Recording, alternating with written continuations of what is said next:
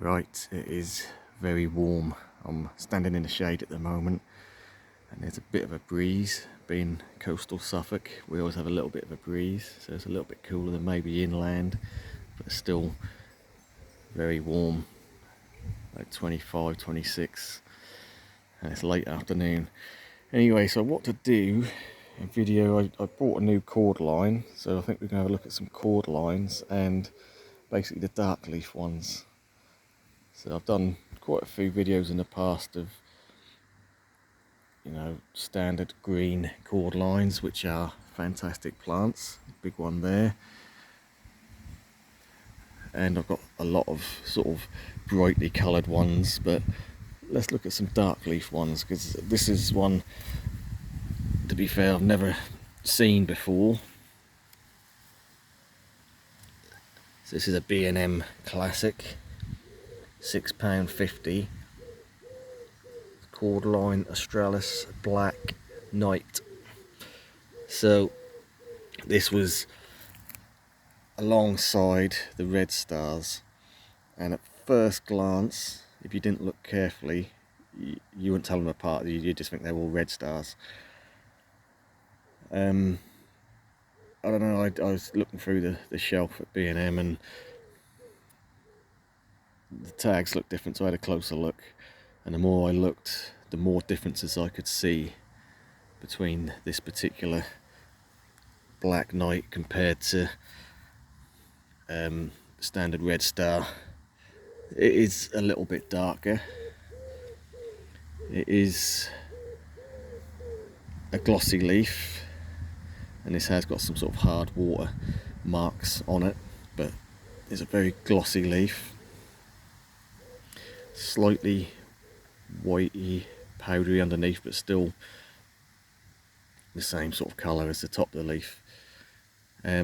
So the difference is this one allegedly doesn't grow quite as big, but the important thing is this keeps its colour. So whereas the red stars can, or do, as they get bigger, fade out a bit, and this is more of a burgundy, and red stars are quite burgundy when they're small, but as they get bigger and bigger, they do fade out, and we'll have a look at that in a minute. So let's take this over to the red star and we'll have a look at the colour difference. I will say this is my biggest red star. It's probably around 7.5 to 8 foot tall, so I'm going to have to hold this up, and this is not going to do justice at all. In fact, that's not good lighting. But as we already said, this Black Knight has got a glossy leaf, whereas the standard red star is a matte leaf, no gloss to it, and the colour is, I'd still describe it as burgundy, but it's not a deep burgundy, not as nice a burgundy as this. So if you can get a nice colour like that to keep its colour as it gets bigger, I think that would be interesting. So that's standard red star. There is, I'm going to go through the darker leaf types I've got, the burgundy dark leaf, different types of cord line I've got. So like I say, this is the standard red star. There is a red sensation I've got, which again, when we're looking at them separately, you may not see a huge difference, but to be honest, the red sensation is quite different to the red star, different colour. It's a matte leaf again, but the back of the leaf is very white compared to the front of the leaf. I do find that they have slightly wider fronds as well. So I mean, I don't know if that's picking up, but we can see from the back of the leaf to the front of the leaf, there's a bit harsh lighting, but there is a difference. And I do quite prefer the red sensation to the red star. Obviously the red star is the standard one. But again, if we're looking for something a little bit different, so we've got this one in the centre bed here amongst all the colocasia and flowers. So this one is it's not quite gloss, it's not quite matte, so it's a satin finish. Quite a nice colour. This one is burgundy spiral, so it is slightly more whitish on the back again. In fact, this is quite a small plant when I put this in at the beginning of the season, and not exaggerating, this is doubled in size. This is quite a quick grower, this one. So yeah, burgundy spire, and the difference between this one, other than the slight differences I've just mentioned with the gloss level, is that it's supposed to hold on to the leaves a lot longer. So whereas most cordylines you'll have a trunk and a head, where this one, it will trunk, but it should keep the leaves all the way down, or keep them a lot longer at least, so you have what would be a extended larger head, if you like, rather than just a little head on top of a long bare trunk. So that's quite interesting, and I'm well impressed with how quick this is grown. I've got a lot of other cordylines in here as well. We've got a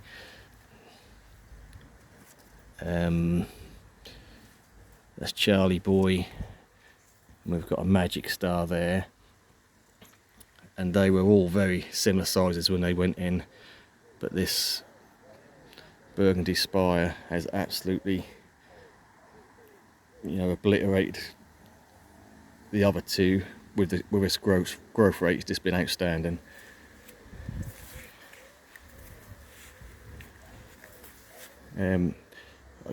I could say I've got a similar cluster here, where again we've got a Charlie Boy, a Magic Star, and then we've got a Torbay Dazzler, and that has grown better than the other two. But out of all the different types in the centre bed here, freshly planted this year, this one has really gone for it. Right, so to the last one, which is probably the most similar in leaf colour and gloss level to the new one, which is the Black Knight. We've got the Superstar, which is, this has been in the garden a couple of years now, and yes, the old leaves could do a trimming back because they're sort of faded out a bit, but the new leaves, if you want something different, this is the cordyline for you, because the leaves are so much wider than a standard cordyline, nice and glossy, and really a matte white back to the leaf compared to the front.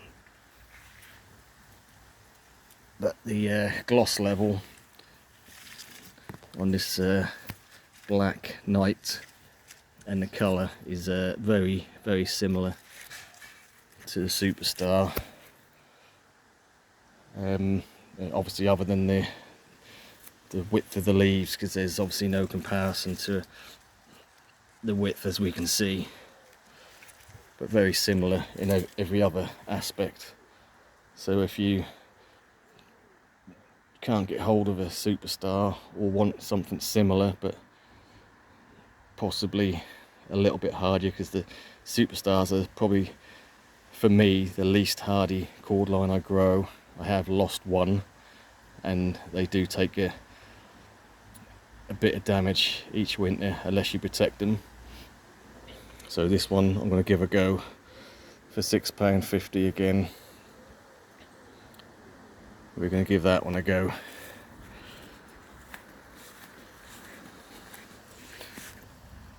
Yeah, so luckily I've been on an early shift this week, so I've had the afternoons to come back, let it cool down a bit, because it's been a pretty hot week, and then do an evening water, because the garden has just literally dried out so quick. after the, you know, a couple of weeks ago we had some decent rain and we didn't had anything since really, so that's really needed a good water, and literally every night I've had to water, but there you go. Anyway, so there's a look at my newest dark leaf cordyline. So let me know where you are in the country, if you grow any of these coloured cordylines, and what you find, if you found that they're not as hard as you thought they're going to be, or maybe a lot more tender than you thought they were going to be. I'm on the Suffolk coast, so there's a lot of big red stars about, but we're getting these new fancier types of cordylines all the time. It do always make me wonder. I mean, this, you know, it's nothing too flashy about this one, other than hopefully that keeps its colour a bit longer, but yeah, we'll see. A lot of the really brightly coloured ones, they do, as they get bigger, the colour really does bleach out. They're fantastic when they're small, but as they get bigger and bigger, they just, a lot of them do bleach out to a bit of a dullness. Right, what we'll do is we'll leave it there. I really need to cut the grass, but it's too hot today to do that. We'll probably catch you on the Sunday vlog for some updates of what's been happening in my tropical garden throughout the week. Thanks for watching, we'll catch you on the next one.